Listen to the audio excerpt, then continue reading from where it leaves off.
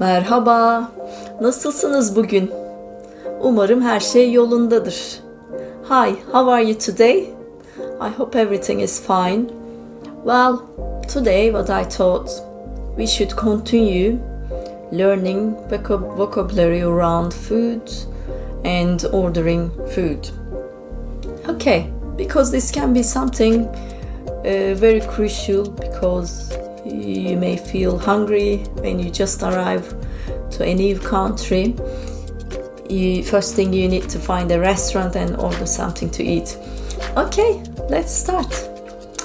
What do you need to learn first? Menu. Same in English. Menu. You would like to order some tea. Chai. Chai. Chai. No, you want some green tea. Yeşil çay. Yeşil çay. Can be fruity something as well. Meyve çayı. Meyve çayı. Meyve çayı. Well, your husband wants some coffee. Kahve. Kahve. Well, with milk or without? Or with sugar? Milk. Süt. Süt. Sugar. Şeker. Şeker. Well, your son wants some water. Su. Su. Su. Well, what about dinner? Meal. Yemek. Yemek. Soup. Çorba. Çorba. Çorba. You don't like onion and garlic. Onion. Soğan. Soğan. Garlic. Sarımsak. Sarımsak. Well, what about plate? Cutlery. Plate. Tabak. Tabak. Çatal. Çatal. Bıçak. Bıçak. Kaşık. Kaşık. Well, you may need to ask for toilet, bathroom. Toilet is tuvalet, tuvalet, tuvalet. Bathroom, banyo, banyo. But I'm going to say something here. We don't ask for banyo.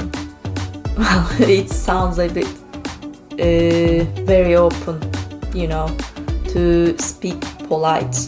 We prefer using lavabo. That's the area where you wash your hands, yeah? Lavabo. Lavabo. Lavabo nerede? Lavabo nerede? Lavabonuz nerede? Lavabonuz nerede? Where is the bathroom? So, okay, you got it. Okay, waiter just came and he's saying, siparişinizi alabilir miyim? Siparişinizi alabilir miyim? Siparişinizi alabilir miyim? Can I take your order? Siparişinizi alabilir miyim lütfen? Can I take your order please? Or he can say, are you ready? Hazır mısınız? Hazır mısınız? Or he can say, karar verdiniz mi? Karar verdiniz mi? What are you going to say when he says, hazır mısınız? Yes, evet, evet, hazırım. Evet, hazırım.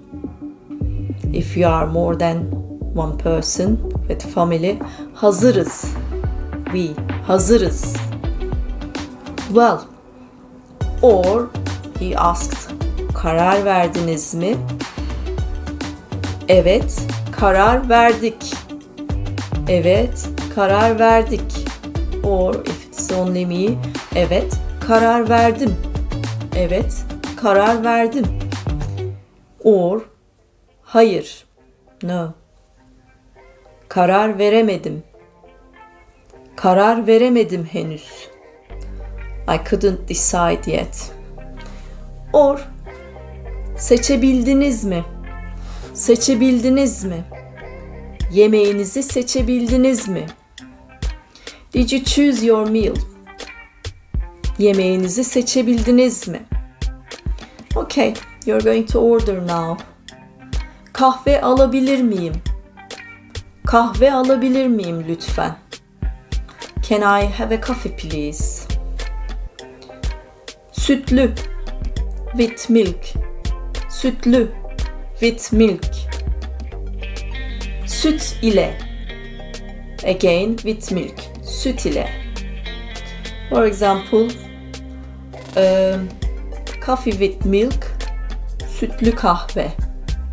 Sütlü kahve.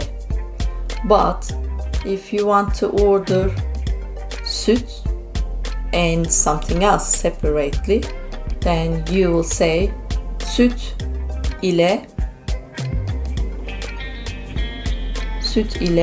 su. For example, süt ile su alabilir miyim? That doesn't mean they are mixed together, separate stuff you are ordering. Okay. Sütlü bir kahve alabilir miyim lütfen? Sütlü bir kahve alabilir miyim lütfen? Can I have a coffee with milk please? Bir kahve ve bir su lütfen. Bir kahve ve bir su lütfen. One coffee and the water please. Okay. Or waiter or waitress can ask you, çayı şekerli mi, şekersiz mi alırsınız? Çayı şekerli mi, şekersiz mi alırsınız? Or he can say istersiniz. Çayı şekerli mi, şekersiz mi istersiniz? Çayı şekerli mi, şekersiz mi istersiniz? Would you like your tea with sugar or without sugar? Yeah, I think this is enough for today. We will continue with more phrases, words, expressions as we are still at the beginning stage. We've got a long way to go. Okay, it's time to say goodbye. Görüşmek üzere. Hoşça kalın. Bye.